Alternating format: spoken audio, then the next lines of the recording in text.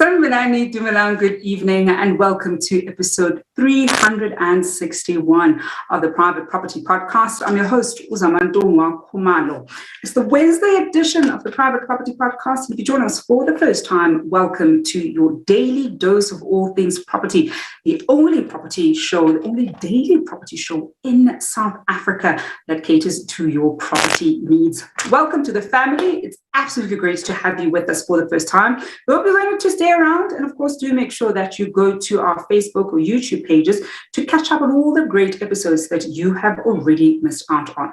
You can, of course, also catch up on all the great episodes on Spotify and Apple Podcasts, or wherever you get your podcasts. And to all our regular viewers on Facebook, on Instagram, on YouTube, welcome to it. You know how we do. every single weekday. You and I have an appointment at 7 p.m. where I'm always in conversation with property experts who help us navigate our property journey.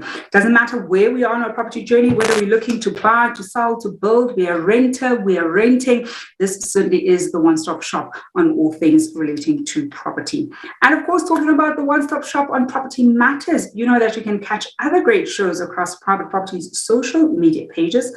As it is a Wednesday, you can catch Esther Clarkson on the First Time Home Buyer Show later on, where she's always in conversation with people who've not only walked that first-time home buying journey, but have continued to grow their portfolios from strength to strength. And every Tuesdays and Thursdays, you can catch Khumalo on the Farming Podcast, tackling all things agriculture. And on Mondays and Fridays, Chad takes us through incredible properties that you can find on www.privateproperty.co.za. And of course, you can catch that every Mondays and Fridays at 8 p.m. And then, of course, there's myself, Khumalo, always on your screens at 7 p.m. And it's always so great to have you with us on the show. It's a Wednesday. It's the second Wednesday of the week. And I know the second Wednesday, we always have somebody from the Absa Home Loans team. This evening, we've got a double team, two members from the Absa Home Loans team. And we're going to be looking at the consumer insights on the Homeownership Index that, that Absa has. You know, we have this conversation every quarter. The person that we always have who's almost become like he's definitely part of the family. He's here often enough, Muzi Zim, who's the head of advanced analytics at the Absa Home Loans. And this evening, we're also joined by Nombuso Silwebo, who's a data science manager at Absa Home Loans. Muzi, Nombuso, good evening, and thank you so much for having us for joining us on the show. Good evening, Zama. It's such a pleasure to be here. So one of the things that Umuzi did off air was comment that Nombuso and I are, matching. So we've got a great color combination going on, and it wasn't planned. I love serendipitous moments like this. I don't think we've actually ever had it on the show before, where a guest and I match like this. And I think orange is such a rare color. Like, it's not a common color like black. It's easy to match with black, but orange is such a unique color that it certainly is special. And I think one of the things is definitely looking forward to having Nombuso for the first time on the show, looking forward to having her on the show for future episodes when we tackle this particular topic. And before we look at some of the, the insights from quarter three, Muzi, the question I always ask you every time I have a conversation is, what is the Absa Home Ownership, index? For people who probably don't know, what exactly is it and what does it measure? Thanks, Sama. The Absa Homeowner Sentiment Index, it tries to measure exactly that. It tries to measure the sentiment. What makes it stand out, from other measures that we've seen in the real estate space is that we want to know what is happening in the hearts and minds of actual consumer, everyday people, me and you.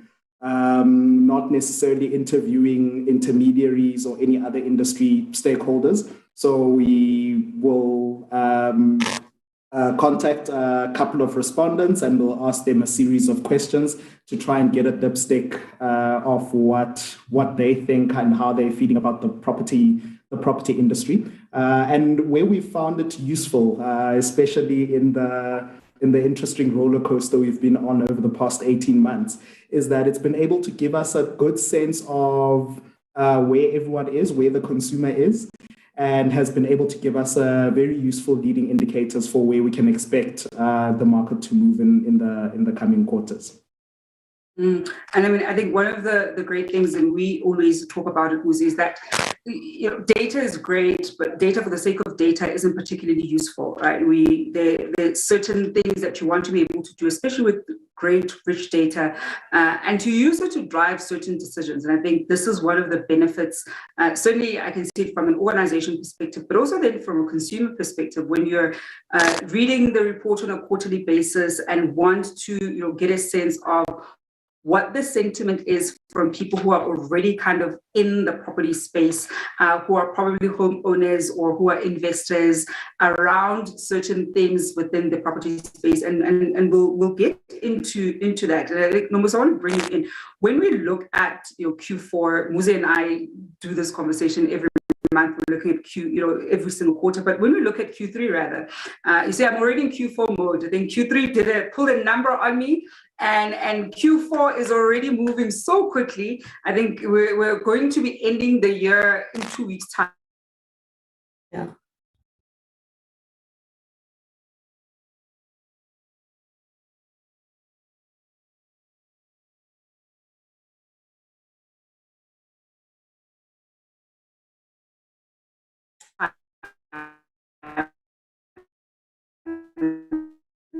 The way it's moving, it feels like we're going to have ended the year in the next 2 weeks.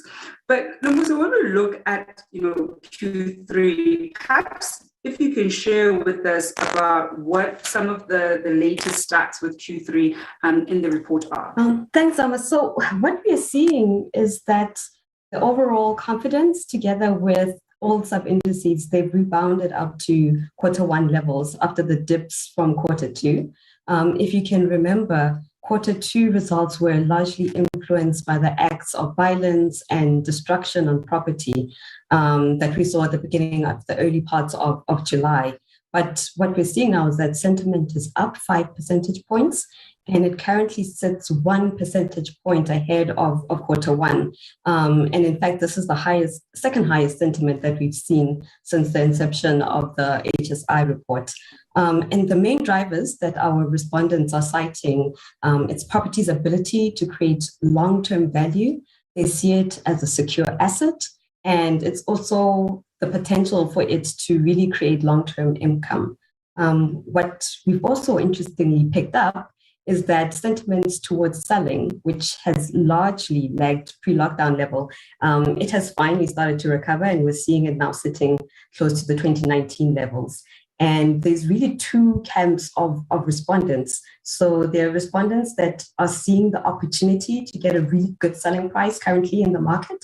And then there's another set of respondents who are potentially continuing to feel some financial strain, citing that if you can no longer afford a property, then you should probably rather sell. And if we compare this to some of the data that we're seeing coming through from the national regulator, data that's showing that credit granted has actually increased 6% quarter on quarter, as well as the fact that we are unfortunately also seeing this decrease in the number of consumers in good standing, it really starts to paint a picture of a consumer group that is concerned around affordability. If we also look a little bit forward, this could spell some challenges once interest rates start to rise, because expense on debt will also start to increase, and of course this will mean that it's going to place consumers under additional pressure. So I think I got excited to have you join this conversation with Muzi and I, because we're on together. And I forgot to mention one thing to our viewers that I know they're already messaging us about and want to find out if we are doing it this evening. And that's, of course, the daily competition that we run. Of course, it is still happening, so do not worry. That is just my excitement having somebody new and somebody that I'm also matching with, right? I think that's never happened before. We are, of course, running that incredible competition on our Facebook page, where you stand a chance of walking away with 500 rands in cash every single evening. We'll be taking a break slightly later on in the show to get a sense of who might be the lucky winner of that 500 rands in cash. Remember, the only way you can walk away with the money is that you need to be watching us live and drop us a message down here below to claim your prize. So that is me getting excited. The competition is still on. It's not going anywhere. We've got 500 rands in the money bag. Yesterday we had Farana Siddiqui claiming that 1,500 rands. So we're going to be back at 500 rands and, of course, be able to win that cash. Now, Muzi, I think one of the really great things that you mentioned, and it's actually not so much great, but it's disheartening because we, of course, saw it a few weeks back, was when you mentioned how there was the sentiment, certainly when we looked at Q2, the violence that we saw in a particular quarter certainly had an effect on this people's sentiment, and certainly people who are in property. Perhaps share with us what have been other socio-economic or even socio-political events that affected Q3 results, especially as you indicated that the sentiment overall went up, and it's the second highest that we've had since the sentiment index was started? So positive sentiment was really just driven around the opportunities there are in getting a good selling price currently. And then the negative sentiment, really, it was the biggest driver for it with respect to the negative responses that we got. It was the lack of economic prosperity for both households and for the country. And there's still a measure of uncertainty that still exists when it comes to COVID-19. What we also found, however, is that there are a number of respondents that would really like to participate in home ownership, but are unable to. So respondents who do not own a property, they had the highest growth in buying sentiment quarter on quarter, but they also still continue to cite concerns around affordability, risk to income, and given just the current economic environment. And I think this talks a little bit to the challenges facing South Africa when it comes to unemployment, especially among youth. I am, of course, this evening in conversation with the Absa Home Loans team, Muzi Zim, who's a data science manager, as well as Muzi Zim, who's the head of advanced analytics. And we're looking at the Homeowner Sentiment Index. We're looking at the Q3 insight, and of course, taking your questions and comments on our social media pages. We've got Umata Shinane here saying that I always find these updates very insightful and helpful. She herself is a property investor, and I think one of the realities with being a property investor is you really want to get a good sense of different data sets that help and certainly inform how you make your investment decisions. Sometimes when you're buying for your primary residence, you don't need to consume as much of this data because you're just buying this one property. You and your family are going to live there. But the moment the decision is about investing in property and buying multiple properties and trying to figure out what kind of strategy you also want to have, conversations like this certainly help in you making better decisions and just more strategic decisions on your property portfolio. Now, Muzi, our resident homeowner sentiment index guru, I want to bring you in. I think when we look at the sentiments towards buying and how it's essentially reached an all-time high earlier this year, perhaps when you look at what you've seen, especially given how the sentiment has recovered to pre-lockdown levels, perhaps share with us that relationship, because when I've looked at it as a property investor, I'm always intrigued when I look at certainly the stock that we're constantly getting in the market, how long it's also just staying on the market, and as much as we're also keeping up with the registrations and the sales, they're not moving as quickly as the stock is coming on the market. So can you just share a little bit for us when it comes to that? Oh, certainly, Zama. So for this one, we're kind of going to go down memory lane a little bit. Sentiment in Q3, or sentiment towards buying property in Q3 is currently sitting at 81%. Now, to remind everyone, we were sitting at an all-time high of 82% in Q1. We saw a reduction, as Unombuso mentioned, given the acts of violence and destruction to property that we saw in Q2. Essentially, in Q3, sentiment towards buying property has pretty much recovered. And also earlier, Unombuso mentioned that sentiment towards selling has finally recovered to pre-lockdown levels. Now, in our conversation since we went into lockdown, we saw most of our indicators recovering and even exceeding pre-lockdown levels, except sentiment towards selling property, which remains stubbornly low. What this means now with sentiment towards selling, it had remained flat in Q2, and we took a bit of a dip in terms of buying sentiment, and that's where we saw the gap close. And many of our conversations in the last year were around this gap between buying and selling sentiment, because more people were saying buy, and fewer people were saying sell. So it kind of gave a gap between buying sentiment and selling sentiment, and that then resulted in what we had predicted last year, which kind of started happening this year. We saw house prices go through a cycle of some healthy growth, and our industry stakeholders, when we spoke to them, they were talking about stock levels that were that were starting to come down.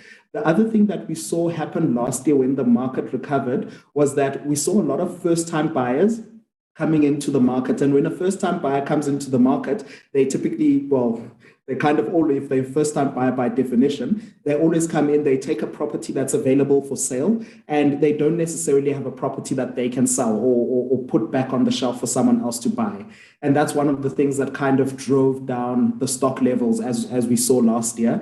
The other thing that happened with interest rates having come down, there were a lot of non-first-time buyers who either upgraded their property or wanted to purchase, their first investment property because now this was affordable. This also resulted in somewhat of a decline in overall stock levels. What we saw this time with the recovery in selling sentiment, as Nombuso mentioned, the one thing was around affordability, where respondents are starting to talk about affordability and potentially you needing to think about selling your property if you can no longer afford it, or even selling your property to enable you to upgrade to another property. And I think the difference here is the dynamic in the market where we are potentially going to go into a cycle where people are still buying properties, but now we're starting to see people release the properties that they currently own back into the market. That's kind of the implication of the recovery in sentiment towards selling. But the gap between sentiment towards buying and sentiment towards selling has recovered to pre-lockdown levels, but buying sentiment is very close to all-time highs. So we're still seeing that relative gap where there's relatively more would-be buyers than would-be sellers. And, Muzi, we're going to look at something that you've touched on, and that's the interest rates. But I want us to take a quick break and get a sense of who this evening's winner of that 500 rands in cash is. Remember, if your name is the one that is picked out, you have to drop us a text down here below in order to claim your prize. We'll be taking more of your questions and comments just after this.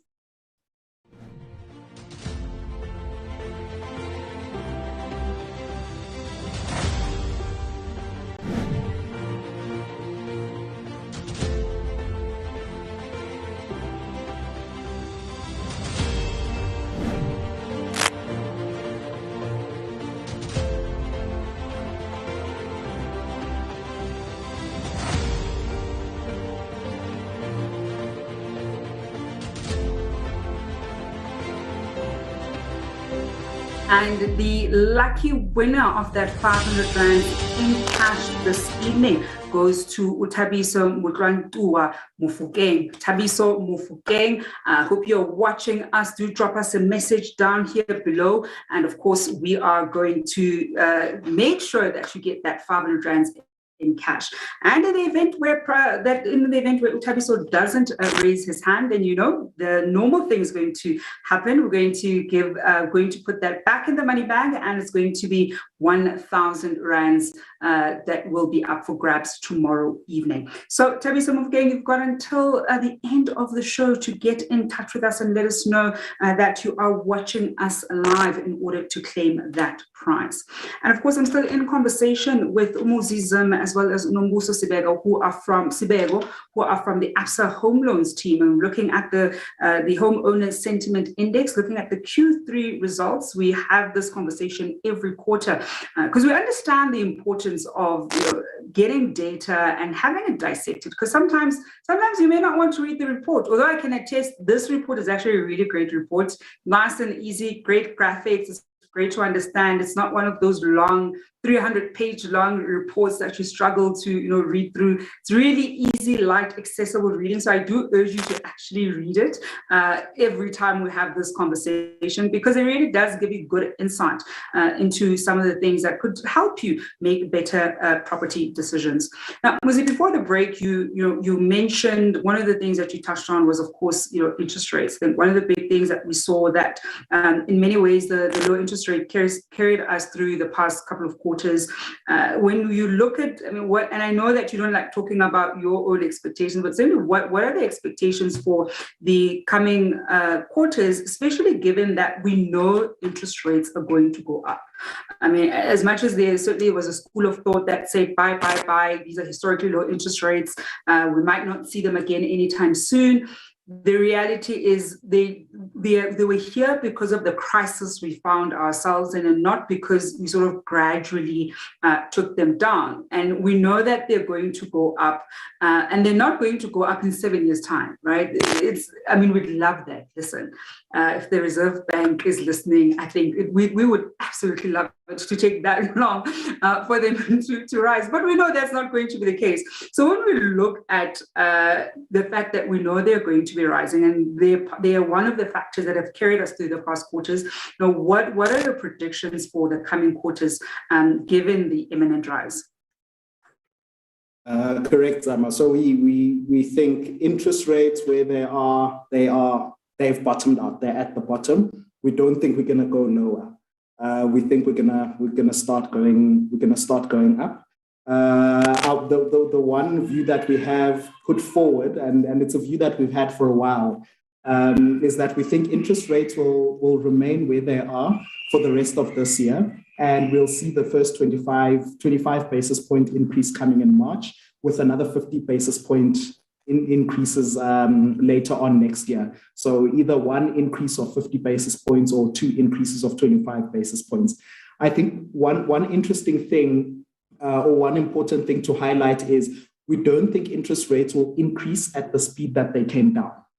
So in 3 years' time, we don't believe that interest rates are going to be sitting where they were sitting in January last year. For example, we don't think the prime lending rate is going to be sitting at 10% in 3 years' time. We think it'll still be slightly lower, but we do expect about let's say 75 basis point increase in the coming year. And what the big rate cuts did last year is we think they prompted somewhat of a structural shift, where, as we mentioned, the supply and demand dynamic shift resulted in an increase in overall property prices, and this happened exceeding inflation. So house prices grew in real term, and we think consumers are just used to where interest rates are sitting now. We also saw many consumers reaching for more expensive properties across the board. So first-time buyers who couldn't afford, they were able to now participate in the market. First-time buyers who were going to buy anyway, we saw they afforded slightly more expensive properties. And we also saw repeat non-first-time homeowners, or rather non-first-time buyers, who were bringing forward the upgrade decision. So those who had planned to upgrade this year could upgrade last year. Those who planned to upgrade next year could upgrade this year, etc. So we think as interest rates start to increase, it will bring down a bit of a slowdown in terms of what we saw. And I need to use my words carefully. We are not expecting the market to slow down. We just expect a slowdown in how quickly the market has been growing. So we think the market will continue to grow.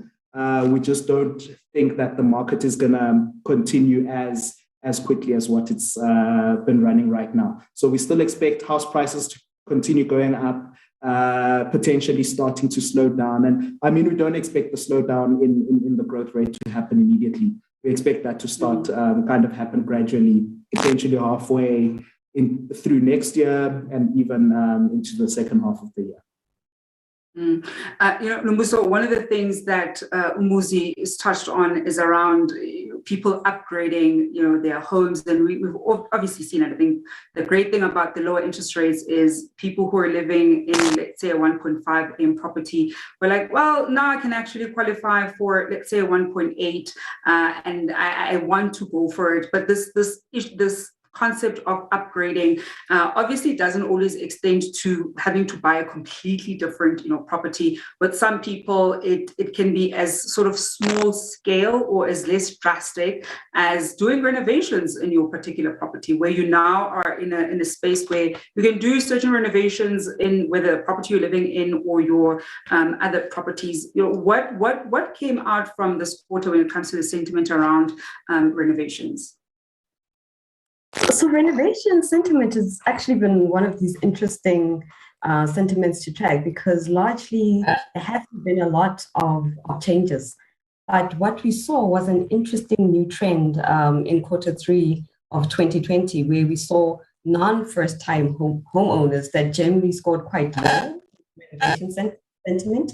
We've seen them start to now score quite high, either first or second. We believe a big part of this is potentially the adjustment in monthly household expenses, which has made renovation expenditure a lot more viable. So, reduction in travels and number of holidays that people are taking, entertainment, all of that sort of funneling into renovations. So what we're also seeing is that respondents are citing the potential increase in value that can come out through these renovations. And they are also expecting that they're going to get higher returns when they sell. But there's also another dynamic that plays out because the upgrading decision is also a bit different for many non-first-time homeowners, as a lot of them are living in what they believe will be their forever home. So it's quite tricky to move a settled family away, kids away from their friends, from school. So it's just a lot more admin that's involved in that as compared to first-time homeowners or non-homeowners. And I think one of the things that's happened is that our winner this evening has in fact claimed their prize. So congratulations to Utabiso Mufugeng, who's going to be walking away with that 500 rands in cash. Thank you very much. And so that is, of course, us still on 500 rands for tomorrow evening. So all you have to do, if you want to be just like Utabiso, make sure that you comment on the pinned post on our Facebook page, where we want to find out some of the nuggets that you have learned while watching the show. And of course, we want to reach that bold target of 20,000 comments. And if you are the lucky winner, then you stand a chance of walking away with that 500 rands in cash. And all you have to do is to be watching us live in order to claim that prize.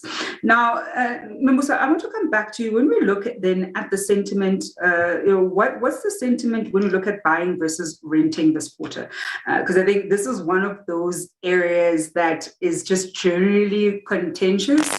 And I think now more than ever has also become quite contentious with, a lot of people's, I'll say, general sentiment being that, look, this is a great time to buy, why pay somebody else's bond? And I mean, I don't ascribe to that philosophy, but they're like, well, this is a great time. You're probably going to be, paying the same amount. Your bond payment is going to be low.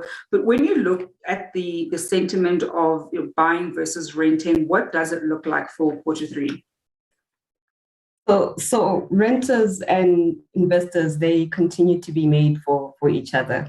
Renters scored the lowest in buying versus renting sentiment. So more of them still preferring to rent rather than to buy. And the biggest drivers that they're citing is around the fact that there's a lack of job security and they're not able to afford buying a property at this stage. And renting really solves both these. It gives them that relative flexibility that they need. I think one of the big things, I'm always glad when renters, I say, go the extra mile of not buying into the hype. I think there's quite a lot of hype right now with buy a property because it's low interest rates. When, for the most part, I always say, look, low interest rates alone can't be the primary driver of buying a property. There's certainly other factors that you need to consider. There's certainly ways of taking advantage. If that is the primary reason, then you need to go back and probably assess and get a sense of whether you truly can afford the place, and especially with that long term, the flexibility that renting gives you, that you can stay in a place for a year and then change places, or things get too difficult, get a slightly cheaper place if you want to upgrade, get a slightly more expensive place. But that ease of being able to I love that we're still in a market where the renters and the investors are in fact looking for each other.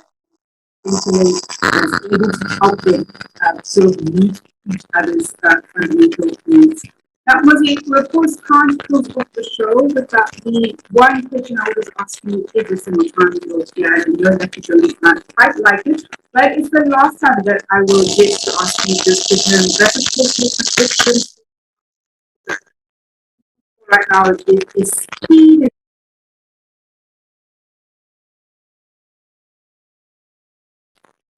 Zama, I think the market's still looking healthy. I think we'll see our indicators on the acquisition side. So overall sentiment towards buying versus renting, and sentiment towards investing. I think we'll see those remain buoyant or remain close to where they are. I do suspect that we'll start seeing sentiment towards selling continue to creep up as we've seen property owners enjoy the benefits of pricing increases. I do think that we'll hit a bit of pressure next year once we start seeing those interest rates go up. Maybe our indicators might come down slightly, but I think overall it'll be a positive story for the property market. Fortunately for us, the consumer has a long memory. And I think what's kind of happened in the property space over the past year and a half has been positive. And I think the consumer will carry that forward for the next while. Well, Muzi, I know that this is the last time that I'm speaking to you on this show, but I know you and I are going to stay. Thank you so much. It's always such a pleasure to have you on with us. And I know that we'll probably bump paths somewhere along the line. So thank you for always joining us on the show and really being able to break down what can easily be a very boring topic in such an accessible way that viewers find it interesting and particularly look forward to these quarterly updates. And I think to you all the best for the future. And I think we're certainly going to love having Muzi on with us every quarter as we tackle the Homeowner Sentiment Index, as we always talk about, certainly talk rather to something that is to so to both of you, thank you so much for joining us on the show this evening. It's such a pleasure to have you with us. Thank you so much, sir. Thank you. It was a pleasure. And that is Muzi Zim, the finance manager at Absa Home Loans, as well as Muzi Zim, who's a developer. Wrapping up the Wednesday edition of the Private Property Podcast with myself, Khumalo. It's been an absolute pleasure to have you with us on the show this evening. We're back, of course, on the screens tomorrow evening at 7 p.m. But it's a Wednesday, so you can catch the first time on Buyer's Show with this passing at 8 p.m. Until then, we're staying home.